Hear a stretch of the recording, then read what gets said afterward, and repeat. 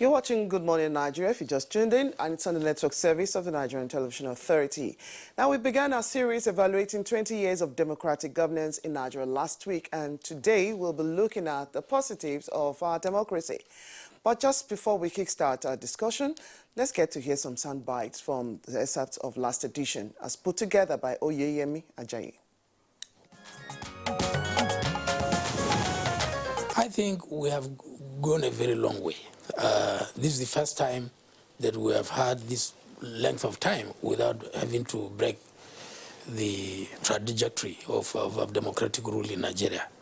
Our experience has also grown from when we started in 1999, this republic, when we started in 1999, and what we went through, particularly during elections in 2003, 2007, 2011, 2015, and now 2019. The nature of the person in charge also more or less determines the character of the process.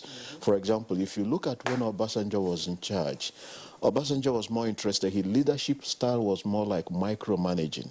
So he gets very interested in who is there, who is running for that, and takes interest in the minutest details.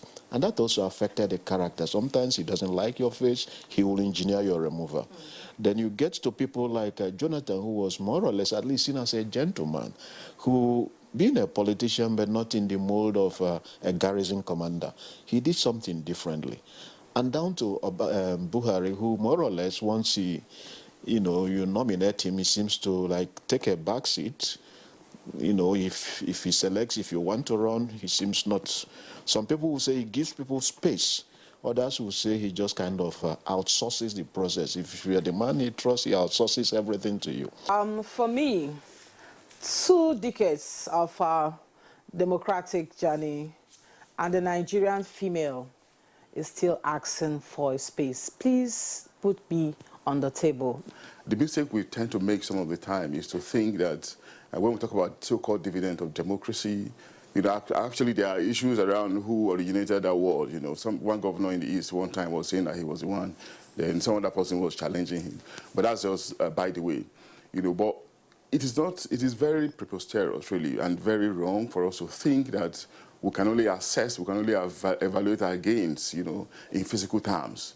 The software aspect of it is very, very important, you know, because societies move in phases, you know, and some of them are fundamentally attitudinal.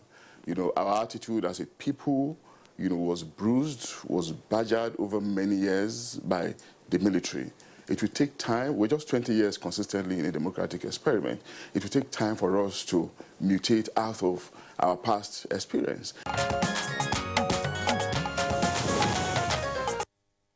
All right, now those were sound bites from the first segment of a conversation on 20 years of uninterrupted democratic governance in Nigeria. That conversation, of course, took place late last week. Now we have guests with us in the studios, as we indicated. First, let's welcome again Professor Osereme Osumbo. Professor Osumbo, of course, a 2-term senator in the Instant Republic from 1999 to 2007, and he was also governor of Edo State. Professor Osumbo, a pleasure to have you again on Good Morning Nigeria. My pleasure, too. Good morning. All right, so we also would like to have with us in the studios Mr. Femi Adesina. Femi Adesina, of course, has been president of the Nigerian Guild of Editors. Of course, a small P when he was serving with the president and still is in the presidency as an advisor to the president on media and publicity. Mr. Adesina, pleasure to have you with us on the program. Thank you. Good morning. Okay. And joining us from our Kaduna Network Center is another regular guest on Good Morning Nigeria, Dr. Yunusa Tanko.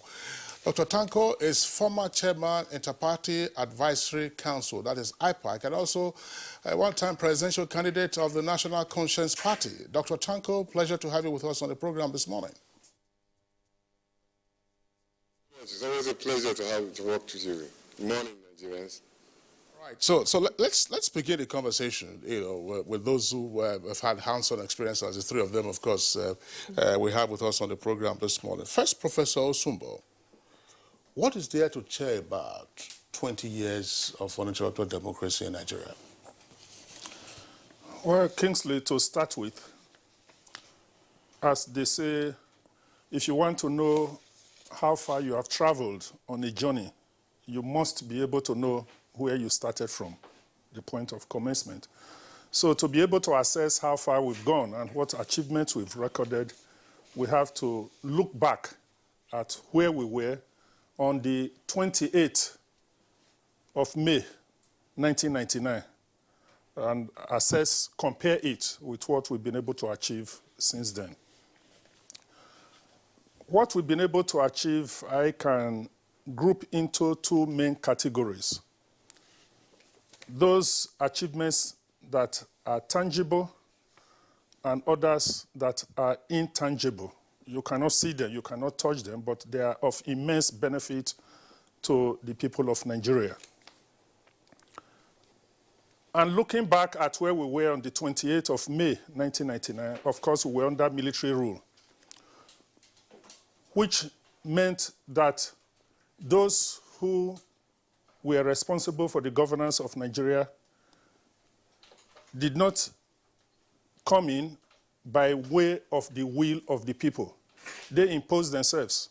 It was just who had the superior firepower, and whoever had the superior firepower assumed power. Therefore, they didn't come in through an expression of the will of the people. But since the inception of the restoration of democracy in 1999, we've seen government being a reflection of the will of the people, largely, by and large. Not in all cases. There have been a few aberrations here and there, but by the general evolution of the process, we've seen that government is now answerable to the people that put them there. Because the military were not answerable to the people. In fact, some of them will tell you that they are not here through the will of the people, so they are not answerable. They just did their best to respond to the will of the people. But now we have a government that is there which comports its affairs in accordance with the rule of law and constitutionalism, which we didn't have before. And the fact that we are operating under a constitution has a lot of implications. For instance, freedom, which people have. Freedom of fair trial, fair hearing, absence of restriction of freedom of movement, and so forth and so on, which were abridged, very much abridged under the military rule. We have those things now. Perhaps human freedom is the most valuable thing that people can have. Otherwise, so it's not good to be a slave, or you have a situation where you are not able to express yourself. So that freedom is very fundamental. Then, of course, there are the tangible benefits which we can talk about. A lot of progress have been made, again, because the government is answerable to the people. When a budget, for instance, is passed, there are projects that are listed there, and members of the legislature are there to ensure that the executive implements those projects. It wasn't so. They ask questions. Under the military, you dare not ask any question. You don't even know how the budget, the appropriation comes about. You don't know. On the 1st of January, they will read the budget speech. Nobody ever bothers to find out to what extent those budgets are implemented. They were not accountable to the people. But since 1999, we have budgets which are debated. There are inputs from Nigerians. The implementation is interrogated, is investigated. There is oversight function. Again, you want to say to what degree, between the federal level and the state level. But those things exist. These are some of the things we can now look at the tangible benefits, whether it's in the area of infrastructure, whether it's in the area of revamping of the education sector. A lot is being achieved, especially with the TED Fund. In fact, I was listening to a program a few days ago on TED Fund. A lot has been achieved in our tertiary institutions compared to where we were in 1999. And then, as I said, roads, infrastructure, railways that were more or less moribund are back. Airports are being revamped. So we can talk about these various achievements, but they will fall within this category as to whether you regard them as tangible or intangible achievements. Right, thank you very much, Professor Sumbo. This additional, of course, this has been described as the longest experience for us after 33 years of military rule. And yes, it's been described in so many ways, nascent democracy, fledgling democracy, but then it is here. Is this the kind of democracy that we looked out for in 1999? And what has been the experience for you so far? Thank you. Democracy must naturally evolve. And if after 3-4 years you truncate it every time, it will never grow. But now we have seen it for 20 years running, unbroken. That therefore means our democracy is growing. Whatever the mistakes we have made, we have learned from those mistakes and we have progressed.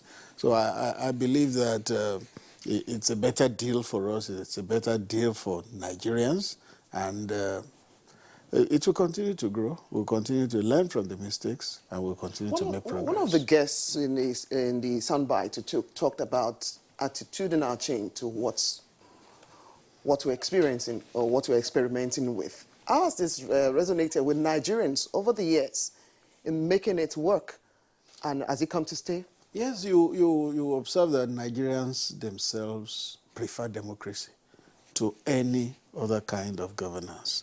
Over the years, you have seen that they are enthusiastic in electing their leaders. They enjoy the opportunity to elect their leaders. They love the fact that they have a say in who rules them. And they can ask questions. They do ask questions, which was not possible under the experience we've had in Nigeria. So I believe that Nigerians prefer democracy, and they will also love to see it grow until it gets to where they really want it to be. Okay. All right, Mr. Additional, thank you very much. Let's go over now to our Kaduna Network Center, where we allow introduce Dr. Yunusa Tanko. Dr. Tanko, what is there to crow about 20 years of uninterrupted democracy in Nigeria?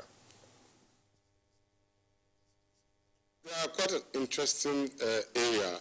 But first of all, let me just congratulate Nigerians for the uninterrupted democratic governance in the country. I remember when we fought for democracy as a civil society groups and all. And today we are enjoying that particular democracy. What stands tall for me, which I will re-echo, is the freedom of speech and freedom of association. The right to elucidate and amplify your own feeling, what you feel is wrong in the system. Gradually, you will have seen Nigerians becoming more or less like almost all Nigerians have become political analysts, and they are becoming so good in it. As it has turned out in the debates where the Nigerian youth debated so hardly to ensure that a bill is being passed. Now we now have the not too young to wrong bill, which is being passed into law. And there was a saying at that particular point in time, when you come to NTA, you will be gagged, you will not be allowed to speak your mind, or probably your views will be censored. I am a testimony. I can say when I decided to run for the presidency, NTA was the first media to cover the program in Kano. And I know quite a lot of my other colleagues who are in the opposition have been given the opportunity to ventilate their position in the NTA. And so we will congratulate NTA for that particular steady improvement in terms of ensuring that the Nigerian people have other views to hear from people who are being categorized as nobody at a particular point in time. And then secondly, when you look at the level of development that cut across the states, it's quite unprecedented. I give an example of 3 states. These states are Akwa Ibom, Kano, and then Ondo State. In terms of Akwa Ibom, somebody was making reference to issue of attitudinal change. Ebon Victor has started the governance in that particular with an architectural design of what they want the state to be. And then when Akpabio took over, he actually actualized this particular thing. And then when you have now Udom is now kind of consolidating on what they have. Now you can see, before you used to see a Kaiti doing some manual job and all, but you don't see them anymore because the state has transformed tremendously beyond some people's imagination. What Mimiko did in Ondo State was unbelievable. These are some of the things that they... And then a state like Kano, which is my own state, felt challenged. And you can now see how the old city in Kano has been midwifed together with the new city, with the Okmos Bridge, by Kwankosu, and what you saw as regard to the buildings of the Kwankosia building and all. So these are practical things that we've already seen. And with regard to the level of creation of wealth and sharing of wealth and then probably giving employment, we have 109 senators. We have 360 Federal House of Representatives. We have 36 governors. We have 774 local government. Not talk about the State Assembly, numerous members. Not talk about councillors. Now, there was this particular joke I usually play. I say, if not for anything, at least somebody who has already been playing card on the street now become a councillor, he can flaunt his agbada on the street and say, yes, I'm a councillor. These are part of one achievement that you cannot take up.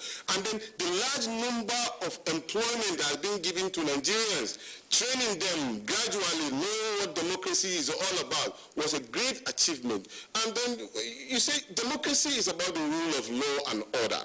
And you can see there's a clear-cut separation of power between the executive, the legislative, and the judiciary, which culminated into also the states, the three tiers of government, that is the federal and the state, and then the local government. Even though the local government issue is still something that we need to really work on very hard, because that is actually where the dividends of democracy will get to Nigerians. And then, you know, there's this particular aroma of feeling that Nigeria is being respected in the Committee of Nations because we are in democracy. Because at a point in time when we are in military regime, nobody really wants to reckon with you. But here we have a democratic system where people feel that, yes, this country is democratically evolving, and then people want to really associate with Nigeria. And then there is this particular respect also for human rights, which everybody can come out and challenge the status quo. Ask for XYZ, accountability as regard to what you promised Nigerians that you will do. And if you fail to do that, they have the right to change that particular government, which of course we are yearning for if this particular government refuses to do what he has promised to do to Nigerian people. Now, for me, Nigeria has enjoyed democracy, but there are various room for improvement, and those improvements can level very clearly in terms of education, in terms of power supply, in terms of ensuring there is gainful employment for the Nigerians, and then transforming the economy in such a way that Nigerians will feel that there is governance for the people, because for too long, even though in democracy, the Nigerian people have been held in disdain for too long, and I think it's totally unacceptable. But meanwhile, I think democracy is so good for Nigerians. All right. Dr. Yunusa Tanko, thank you very much there for your perspective. I was just wondering, Blessing, and also for the benefit of our guests, since we are looking back into time, as part of the freedoms that our guests have articulated as one of the key benefits of 20 years of uninterrupted democracy, we recall that there was, in this country, during the military regime, what was known as Decree 2, State Security Detention of Persons. That was a notorious piece of legislation that they had on that, during their time. But there was also a phenomenon that when you're looking at the tangibles, as Professor Osumbo also talked about, other than the General Yakubu Gowon military regime, which lasted from 1966 until 1975, and then you had military governors from 1967, where military governors stayed in office for up to 8 years, before the General Gowon was then ousted. Subsequently, when you had military regimes, the governors barely stayed for 2 years, and they called it military postings. Now you are having governors who are staying for 4 years at least, and then going on to stay for 8 years. Could this also be a factor in part of the tangibles that we are seeing, even though questions continue to persist as to the quality and quantity of the positives? Professor Osumbo. Yes, there's no doubt that with more time, you get a lot more achieved. So we are finding a situation now where governors ordinarily are elected for a 4-year term. And so they're able to achieve their stability, which is very important in governance. There's more stability now than under the military. There's also a measure of independence, of action, of thought, because of the federal system that we operate. Under the military, it's a unitary system. Even though you may have a military governor in a state, he is answerable. There's very little he can do without approval from the military head of state. But now governors have a very huge leeway to act and exercise their independence, listen to their people, listen to their houses of assembly, and implement those things that their people want. Under the military, it was not like that. So those two key things, the stability in the system and the independence of thought, independence of action, which governors are able to exercise under a democratic dispensation, which was absent during the military regime. Yeah, all right. Okay, just one quick one too. For us experimenting with this, it's on a different side.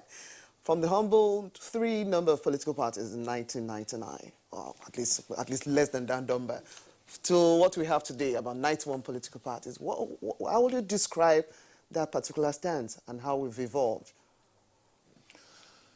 Well, in the last years of military, there was a huge clamor for return to democratic rule. And simultaneously in the international community, the vogue was on multi-party democracy, because there were some countries that pretended to be democratic but had only one political party, which really didn't offer people the benefits of democratic dispensation. So at the international level, there was, it became important to emphasize multi-party democracy. So when this current republic was being midwifed, the military then insisted that there would be a multiple of parties that were registered based on certain criteria that they enunciated, starting with the local government elections of 1998 December, that they would register political parties based on the standing of the unregistered provisional political parties at that time. You remember that based on the result of those elections, the PDP was clearly ahead, followed by APP. The AD didn't quite meet the threshold, but the military thought that, first, to be sensitive to the feelings of the Southwest, and then also to give more zest to the quest for multi-party democracy, they had to register AD as a third party. As you said, we've evolved so much and transformed from that 3-party system to 91 now. I have had occasion in this studio, in this program before, to mention that when I was Senate Committee Chairman on INEC under the Pius Ayim dispensation, INEC at that time actually proposed an amendment which sought to introduce checks on formation of political parties, additional requirements. For instance, that it must have spread. The party must open offices in at least two-thirds of the state of the federation, and so forth and so on. But those requirements were challenged. I remember Chief Ganifa Wahimi was the counsel. He went up to the Supreme Court, and the Supreme Court invalidated those provisions in the Electoral Act of 2001, that they were an infringement on the provisions of the Constitution as regards the formation of political parties. Okay. And that all that you needed to do to register a political party was just to fulfill the very lax requirements under the Constitution. So that more or less opened the floodgates. But now we've come to the other extreme of beginning to wonder whether we are not making a ridicule of the process. Of course, it's necessary to open the political space. That is the main thing that people were talking about, open the political space. But we are beginning to see that the gate is too open and all manners of things are coming in. For the serious and unserious and for the mischievous and so forth and so on. So I think the time has come for us as a country to revisit this whole thing.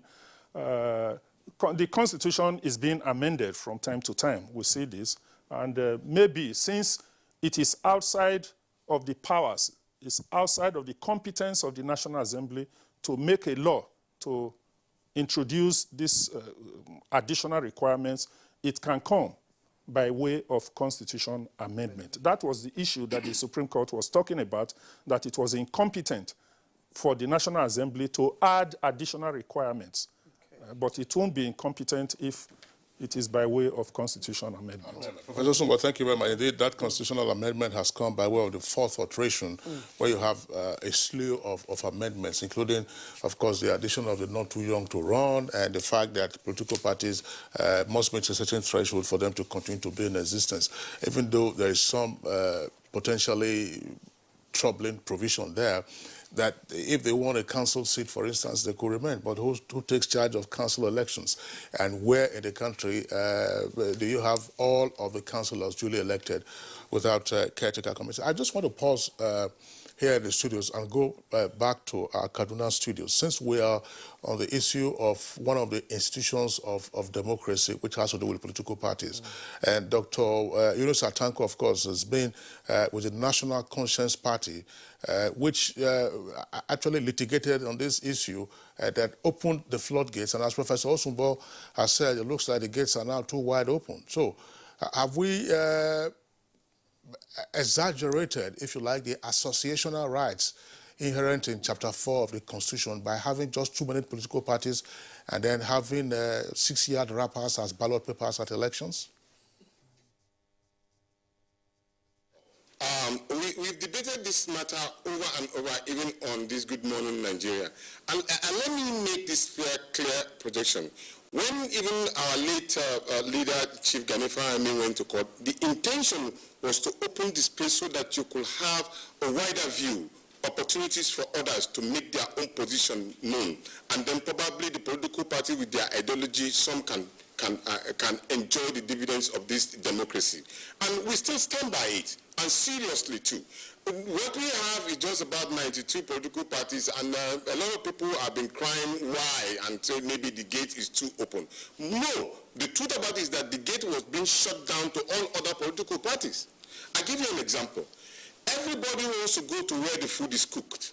You want to either go to APC or PDP. But remember, even before APC came on board, it was this particular multi-party political system that gave birth to this particular APC.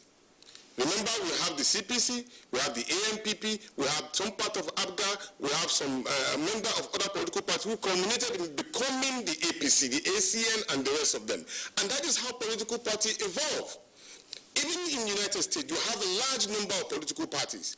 And then with those political parties, you can decide on which political party to go to. It's not about Democrat and Republican or the Conservative or the Labour in UK. No, there are far, far larger political parties existing. But what they have that we don't have is that they don't gag others. They don't use the state resources to their total advantage against others. Probably this is the time for us to start discussing about this proportional representation, which we have been championing for quite a while. Look, the last election was being won by 15 to 11 million. Now, 15 to 11 million, are you trying to tell me that the first past the post, the people that won with 15 million, then others do not mean anything again?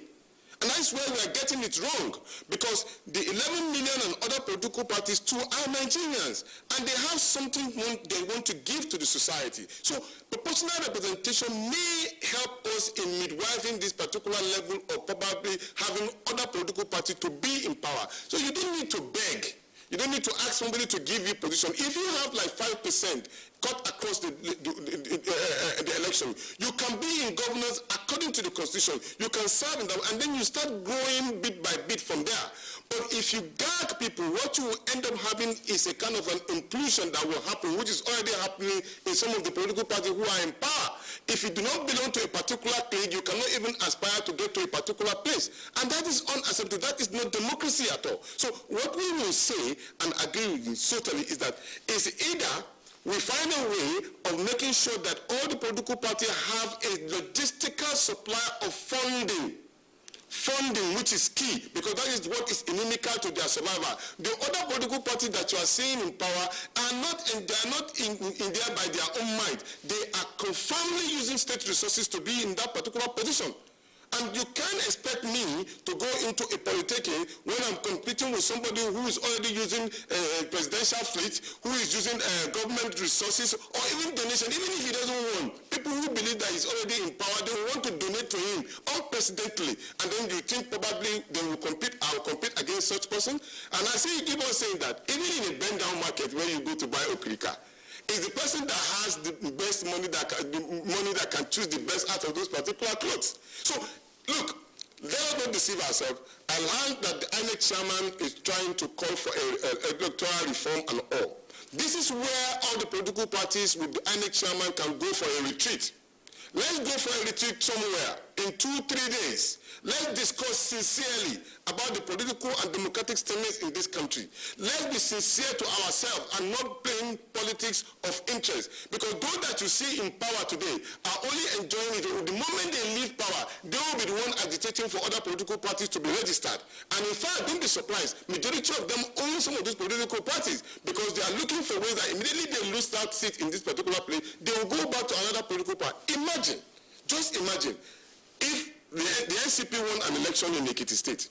When we won an election state assembly in Ekiti State, our member was already gagged one way or the other, and then he has to leave because they are not giving him any support because he comes from the opposition party. So he has to leave that own party to another political party. He's not being protected until when we make stringent law. Serious stringent law. That was why we are asking for the balkanization of INEC. We say that INEC should remain three. They will have three of them. One, that one will take care of the electoral processes and monitoring of election process only. Two, we talk about delineation of the constituency, which National Population Commission and the Bureau of Statistics should take care of. Then the enforcement rules of arresting and detaining and doing what is supposed to be done in case you are found wanting in our electoral process should be. And then those are three things. And those are things that can help in strongly getting our democracy in line. There's no way that is acceptable when you go to a politicking and you contest election under a political party. After winning, the next thing you will do is to leave that political party and go. What about the manifesto that you sent to the people? That's treasonable. It's unacceptable. So we need to get a reform that will take care of the funding of the political party, will take care of the issue of ideology, will take care of the processes of electioneering, and then will ensure also the issue of governance, which is key. Because actually, what is democracy all about? Democracy is the government of the people, by the people, and for the people. But in this case, majority of the people, can you imagine, only two political parties are taking full charge of this electoral process at the disadvantage of other political parties. How can you say there's equity and justice and fairness? There is none. So anybody that is postulating that is making a fundamental mistake, and that is the reason why we felt very, very, very hot that even Mr. President did not invite any of the other political parties when he was doing his inauguration. Neither has he invited them to sit down with him and talk about the future of this country. Neither has he asked them what is their own view. 72 presidential candidates contest against the president. That sends a signal that these people are ready to serve. And then they cannot be thrown into the dustbin. They must be carried along and be discussed with. Otherwise, what you are causing for yourself is that they will continue to be an opposition to you. But when you carry them along, they work with you, they give you suggestions. Believe me, all of them will work together and then Nigeria will be a prosperous nation. But at this rate, we are making a fundamental mistake and which is detrimental to our democratic setting. But we, of course, will continue to chant our cause and continue to agitate so that Nigeria can be a better place to live. Thank you. All right, thank you very much, Dr. Yunus Atanko. We'll return to you the course of the conversation. Let's bring in Mr. Femi Adesina. Mr. Femi Adesina, just before we got into the issue of one of the key institutions of democracy, which has to do with political parties and so on and so forth, we're already talking about some of the freedoms, associational rights and all of that inherent in Chapter 4 of the Constitution. For the perspective of the media, have we had a sea change in terms of our experience versus what played out during the military rule? I believe so. In fact, very, very, very wide difference between the liberties, if I can use that word, that the media has under democracy compared to military rule. For those who practice, you knew that there were things you wrote, there were reports you filed, and you went home and you were not sure whether when you return to work the next day, your office will still be open. Many times we had media houses sealed up, we had journalists locked up, but that has rarely happened, if it happened at all, in 20 years of democracy. So I think the freedom that the media has is a lot wider and quite different from what happened under the military. I think it has even gone into some excesses in certain aspects of the media, not too much with the traditional media, but with the social media, the digital media and the social media variant of it. You see that they take all liberties. They use all sorts of epithets for people who hold public offices, and they get away with it. It never would have happened under the military. Even now, there are some countries, if on social media you use certain kinds of words against your leaders, you still are held accountable. But in Nigeria, it's an all-commerce affair. I think there is a lot of latitude, a lot of freedom for the media to operate. The next thing is just for the media to then control itself so that that latitude is not used as license to say all sorts of things. It's just still on this extension of freedom into the arena of license. Now, away from the media, some observers will say that part of what we have seen in the Fourth Republic since 1999 has just been citizens sometimes taking the laws into their own hands. Is the extreme abuse of freedom, and you find it in the wanton bloodletting communal clashes and so on and so forth that people have had. There seems to be quite some impatience with due process, even though the underpinning of democracy itself is due process. How do we reconcile this? It's a serious issue because, yes, due process can be slow and painstaking, but then you have to be patient and let it play out. But what we see in Nigeria is that people seem to believe that the due process will not serve their interests. So they act, they take laws into their hands. I think we should, after 20 years of democracy, we should begin to ensure that those who take laws into their hands are dealt with expeditiously. I think that is the operative word. In what year was that? There were some disturbances in London some years back. There were riots and shops were looted and there was brigandage everywhere. Within 6 months or thereabout, everybody that took part in that disturbance had been convicted. Those who should be jailed had been jailed, and those who should be set free had been set free.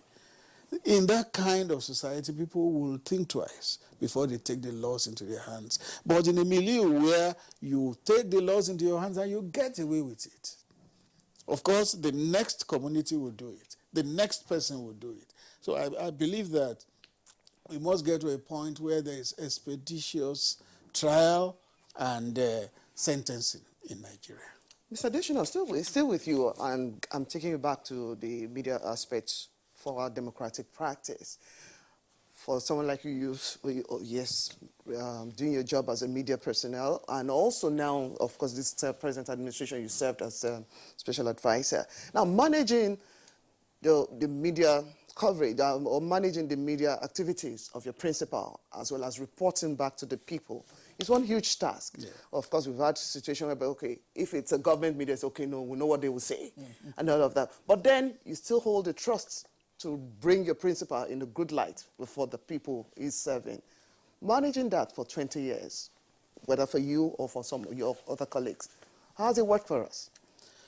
I think by and large, it has worked well. But then you have a cynical public that wants to believe that anything that comes from government is a lie. Anything that government says has been colored, and that government is trying to hide something.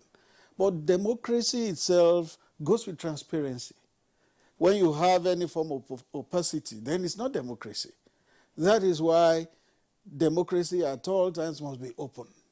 And if Nigerians themselves know that democracy goes with openness, why then do they have the proclivity to disbelieve what they hear?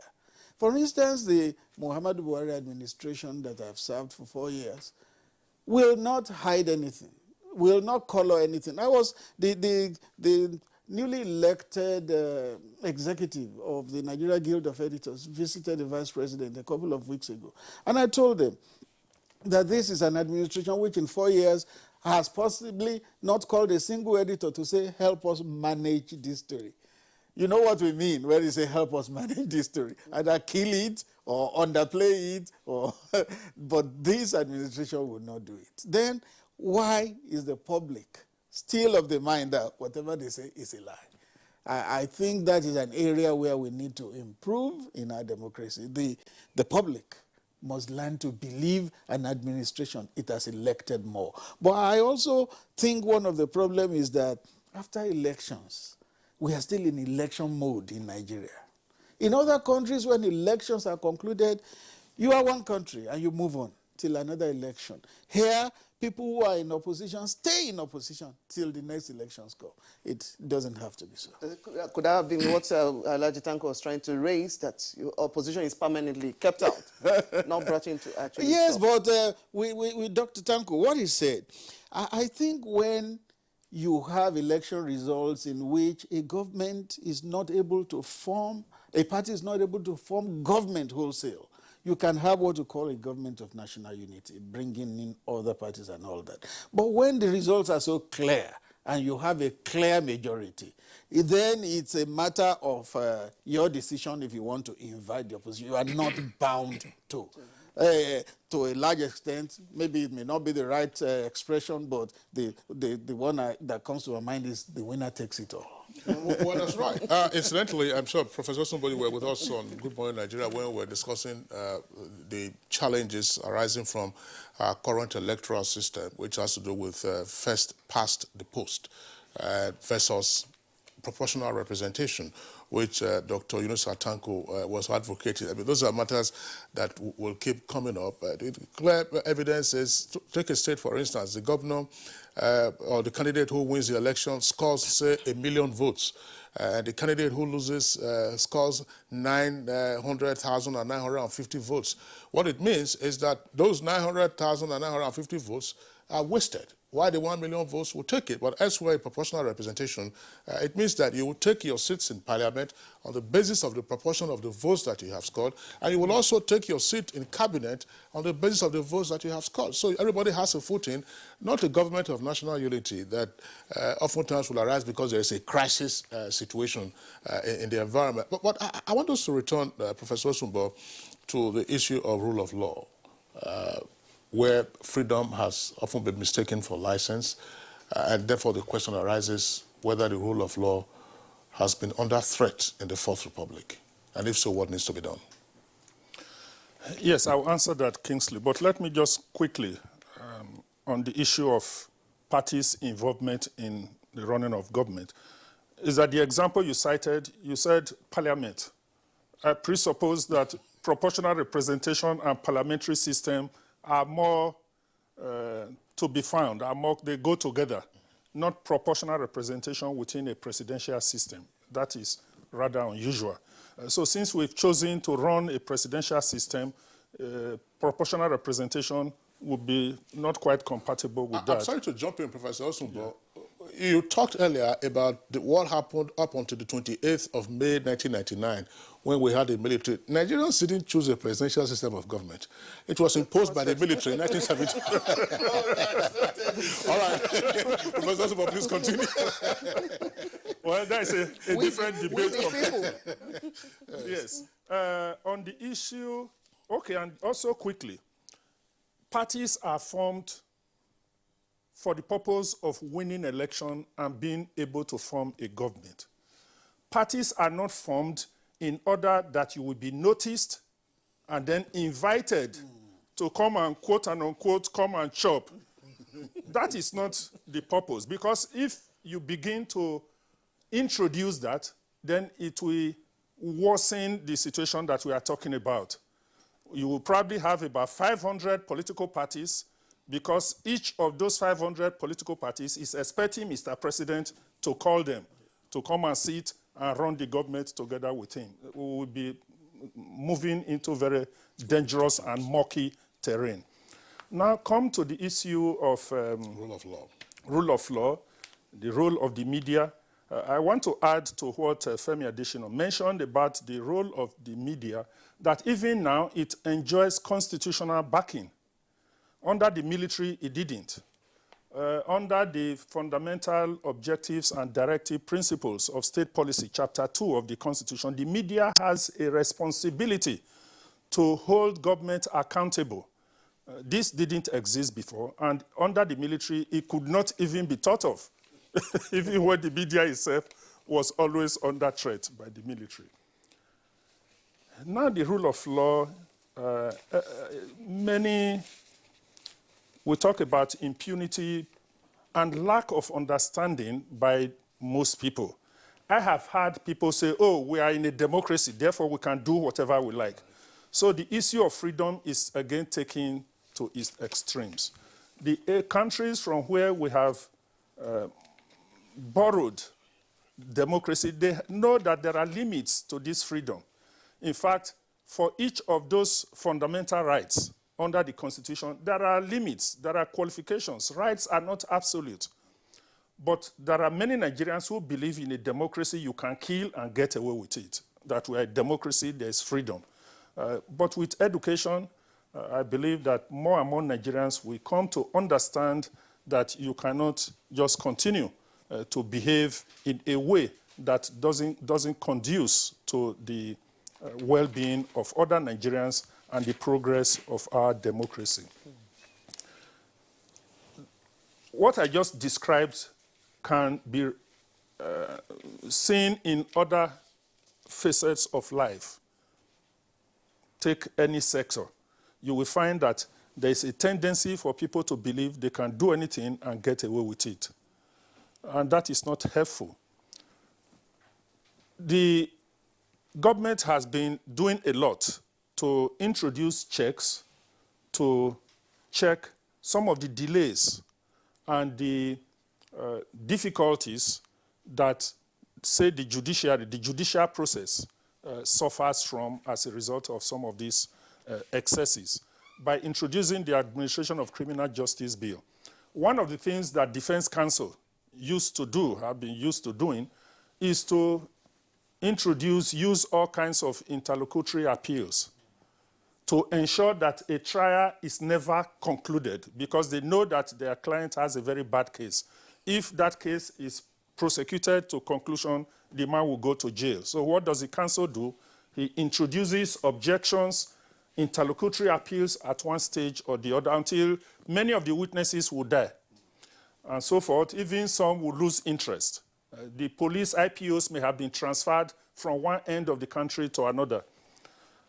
The Administration of Criminal Justice Bill intends to check some of these excesses by ensuring that even if you have objections, make your objection, but that doesn't stop the trial. Yeah. The trial will continue, and in the end, the judge will be able to take into consideration the merits or whether or not your objection has merits.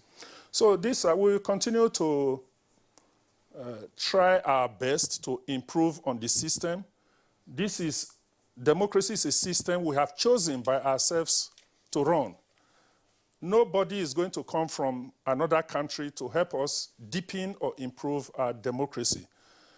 Democracy is the best form of government, but it is not without its flaws.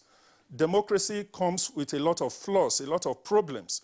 It is our responsibility to work on those problems and ensure that in the next 10, 20 years, that we'll be able to sing more interesting songs about what democracy has been able to do for us as a country, Nigeria. That is my hope. That is my expectation. All right. Thank you very much, Professor. And gentlemen, we'll go on a break now. When we return, we'll take a look at what responses we have from our viewer watching us on this particular edition of taking a look at 20 positives to 20 years of democratic experiment. We'll be right back after this break. You're watching Good Morning Nigeria. All right, welcome back. NTA, Good Morning Nigeria, reaching you on the network service of the Nigerian Television Authority. We are broadcasting live, as always, from our Abuja headquarters studios. As my colleague Blessing indicated, we have a number of tweets that have come in from our viewers who've taken advantage of our Twitter handle. You see it there on the screen at NTA GMN. We'll take some of those tweets now. Emmanuel Esubok has this one. It says, we still have a long way to go. Full stop. Festus Akinboyo tweets, our 20 years of uninterrupted democracy has encouraged freedom of speech and greater youth participation in politics. However, we must learn to handle our struggles with issues of corruption, political infighting, and inequality through the democratic process. Madamasi Adamu tweets, although we adopted it just to please the mother of all democracies, that's the US, but there's little improvement in our political culture. And for us to gain more, FCT must be given a state status. Sunny Michael Omokoji says, I remembered how Nigerians were sleeping at Nitel in those days just to make a call, and sometimes a call might not even get through. Hence, to me, the revolution in telecommunications sector today is something worth giving kudos to the government. Let's see such stride in the power sector. All right, now this is from Jimmy T. Martins. Now, from the years I've experienced democracy, I can say we are much more on the right track of democracy now. We vote and our votes count. That notwithstanding, we expect more. Onoye Victor says the federal government should make state governors fight corruption. They are docile in the fight and should not leave it to the president alone if Nigeria must grow. All right, Dele Jack Solomon. Nigerians will earn the dividends of democracy when the power elite become completely subject to the powers of the electorate and consequently act only in accordance to their will. Then it will be impossible for them, that's the power elite, to rig elections and steal public funds.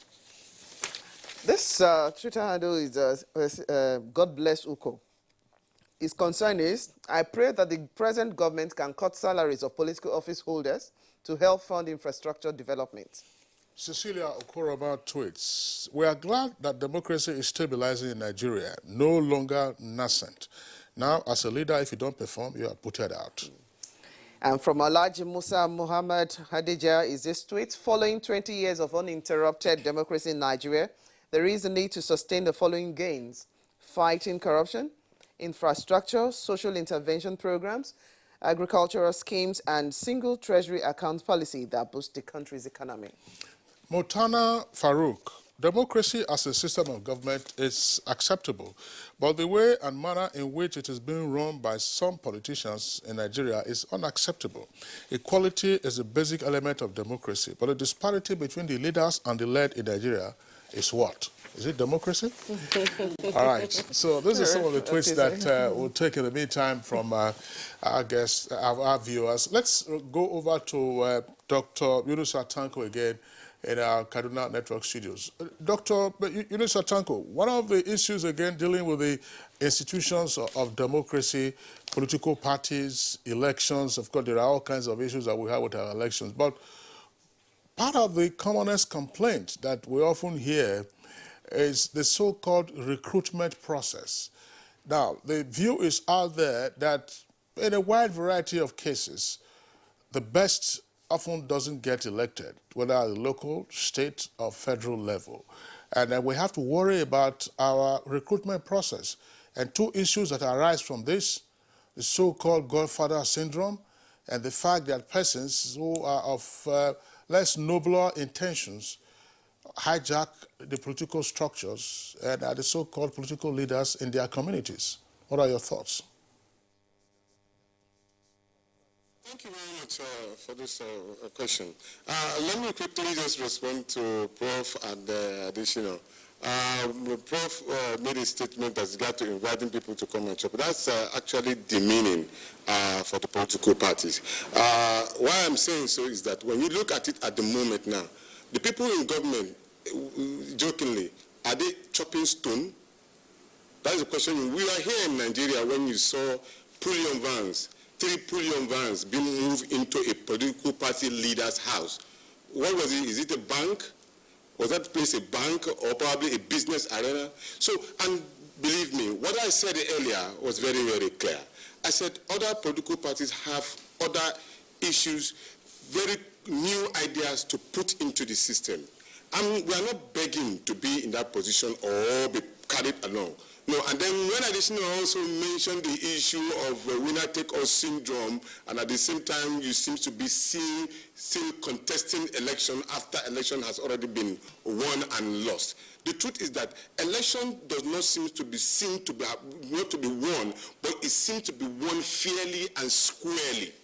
If not, we can see what is happening in our tribunals. We have large cases of tribunal because people are not happy with the way in which the process takes place. So what we postulate and what we theorize is we are giving suggestions that can help the nation to move. But of course, it's your choice not to take these particular suggestions, as the case may be. You are very, very much aware, coming back to your question, that when you come to the issue of recruitment, the recruitment exercise is not been fair to majority of the political parties. The younger ones are craving to be in power. They are tired of the recycling of these particular leaders. And these leaders only take their solace and their strength from what they've been able to acquire from the system.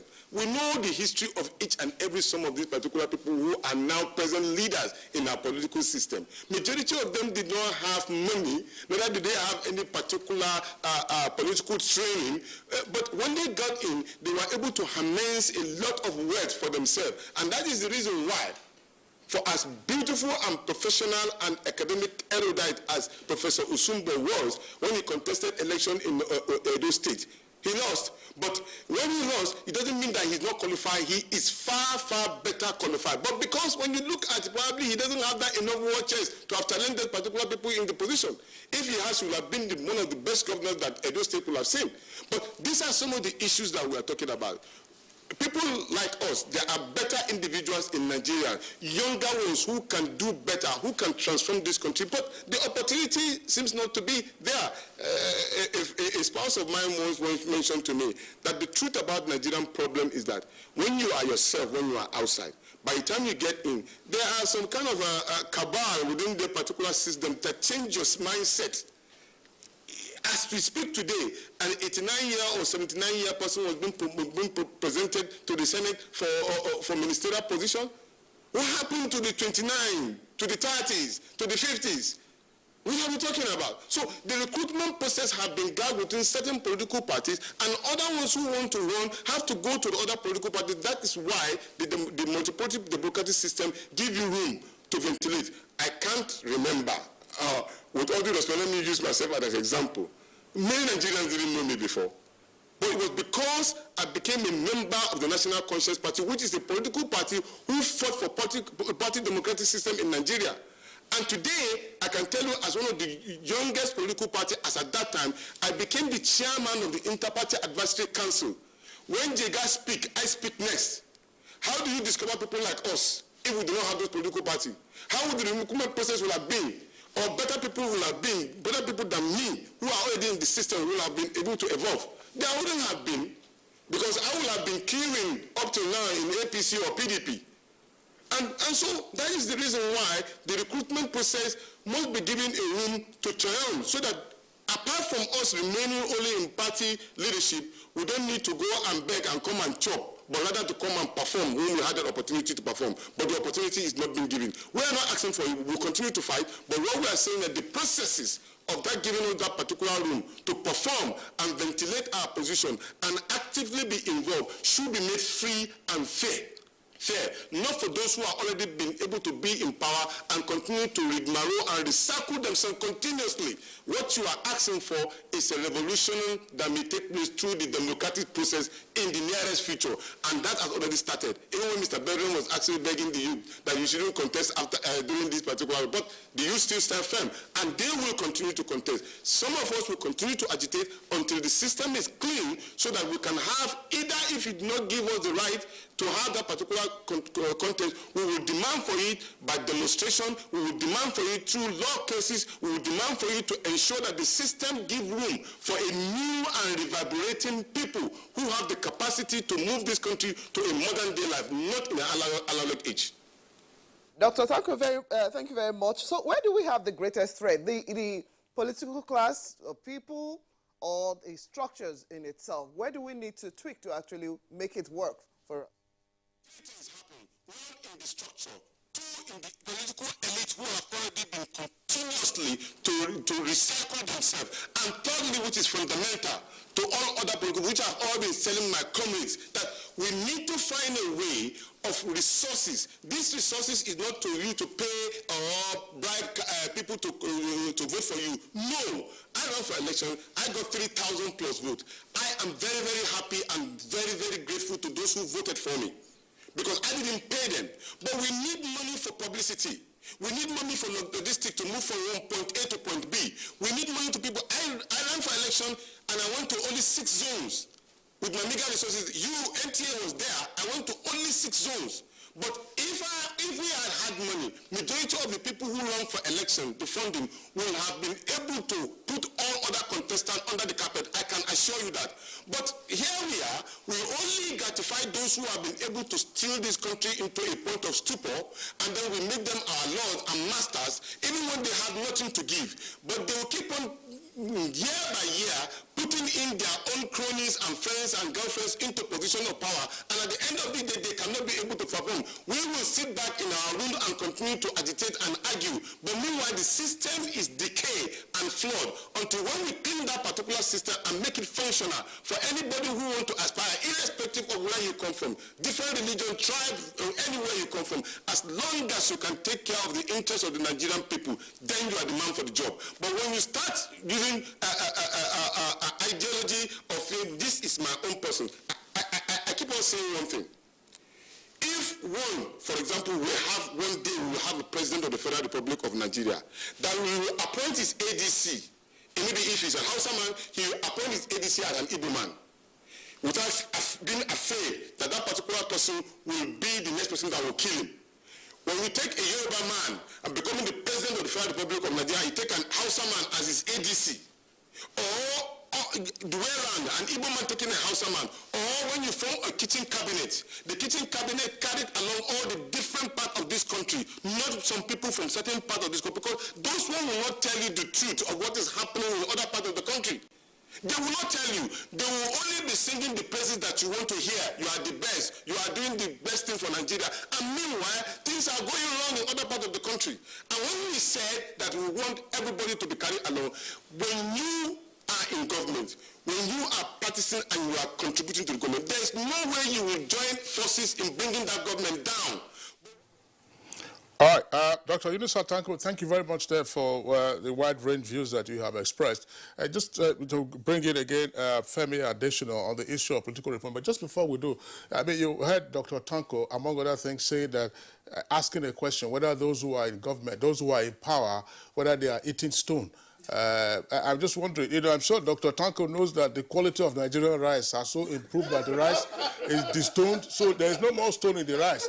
So maybe that would be an incentive for more players to come to the table now and say, oh man, let's get a spoon and then also join, as Professor Osumba was saying. Of course, this was by way of metaphor. Femi additional, the issue of political recruitment, the political recruitment process, how we can tap in on our very best to be sure that the gains of democracy continue to be compounded. What in your opinion, has gone wrong and how might this be rectified? Yes, I think that's one of the advantages we get when a government also has another term in office like this one has got. It's able to learn from the mistakes and the shortcomings of the first term. And in one of those areas it will learn is in the areas of recruitment. I recall that when the president met with youths and women at the presidential banquet hall before the election, was it before or shortly after, he promised an inclusive government in which there will be more women and more youths given opportunities and position to serve in government. But he said, it does not mean I'm going to forget people of my own generation. So it's going to be broad-based. And I believe that this time around, the recruitment process will be better. Will be better. If there were shortcomings before, they will be corrected. And that is what we should do government after government. Improve on the process of recruitment of people into government. A country must always put its best foot forward at any given time. All right, Professor Osumbo, Femi Adesina has taken this from the appointive perspective, but there is also the elective perspective, which is where you have the most squabbles. Usually with congresses and the conventions that they have to say, look, who becomes a candidate of our party? And to the extent, of course, that you have the first past post system, all of that will continue. Then the godfathers, stay in the wings and, get, all kinds of people whom they think are malleable. Have we, as part of our democratic maturation, reached that state where, okay, we can begin to now jettison some of these negative practices that we have had in terms of just handpicking persons as candidates, rather than those whom the party members themselves feel, could be their best foot forward? Well, thank you, Kingsley. Let me first thank Alhaji Yunusa Tanko for the compliments he paid to me. I quite appreciate that. And to say that his response to the issue of leadership recruitment looked at the elective political office holders, whereas our friend here, Femi, looked at political recruitment from the executive angle. And the political parties angle. I have this belief that the economy drives the entire process. As they say, even an army moves on its stomach because a hungry army cannot fight. So if you want an army that can move, they move on their stomach. They must be well fed. Likewise, a political process would produce the result the ideal situation that we expect if the people are a bit more comfortable economically. There is an extent to which the ideals of democracy can play out in an economically deprived environment. And this, whether you are talking of political godfathers, these godfathers, they spend a lot of money. They are not just godfathers by name. They are godfathers because maybe there are people who come to eat amala. There are people, they supply free amala to hundreds of people every day at the garrison. So, because people are hungry, and once that political godfather who feeds them, tell them this is what to do, they will do it. And also, even the political actors, candidates that emerge through this process, that you would think this is not the best that the system can throw up. But because they are money bags, they buy their way through the political parties process, through the voters, and before you know it, they get elected and they are your representatives. Because these days, a lot of the voters, they talk about vote buying now. It started as stomach infrastructure, which was infra-dig at that time. It was fashionable, and the person who introduced he was playing smart politics, and people celebrated him. But now it has become vote buying, which is wrong. And it's condemnable. But so long as people are hungry and they think that this 2,000 naira or 5,000 naira that this politician is or his agent is offering him can solve a lot of problems for him or her, then there's an extent to which you can continue to preach for them to hear. So a combination of the economic system, the prevailing system, plus also the value system of the people. That is another thing. There are people who will say that, no, I will only vote for somebody who gives me money. People have told me that let me be honest with you. We like you, we will listen to you, but in this election that is coming, is whoever gives us money that we will vote for. What is your response? So it's either I give him money to vote independently, or he goes away and votes according to who gives him the highest amount of money. So this is cumulatively the lead to what we are saying, that the products of democracy, of the system, are really not the best, that we should, as he said, we should be able to put our best foot forward. We should be able to present our first 11, but that is not happening because of these economic or financial problems and the value system that seem to have been degenerating. It's been steadily degenerating in our country. But you have a role to play, the media, to try and educate the people more, to see that there is more to this life than just chop. They say you just chop this meat. You chop it, it will finish. For the next 4 years, you would be confronted with the bad choice that you made. And just before I round up on this, things are not as bad as they seem. There was a program on election observation, election observers last year, co-sponsored by the EU and I think INEC and some other organizations. The consensus of the participants there was that the quality of elections in Nigeria now is improving. There's less of ballot snatching, there's less of violence, and I believe that steadily as we make these reforms in our electoral system and laws, we will see the system improving. And of course, the government has been doing a lot to revamp the economy. We do hope that as we begin to see the results in the quality of life of the people, then they will be able to resist the lure of money in the choice that they make. All right, it's on that note, we'd like to thank our three guests who have been with us this morning discussing 20 years of uninterrupted democracy as the second installment of our series celebrating 20 years of uninterrupted democracy since 1999. Professor Sereme Osumbo, former governor of Edo State, would like to thank you for being part of our discussion this morning. Thank you very much. We also would like to appreciate Mr. Femi Adesina, who joined us here from our Abuja studios.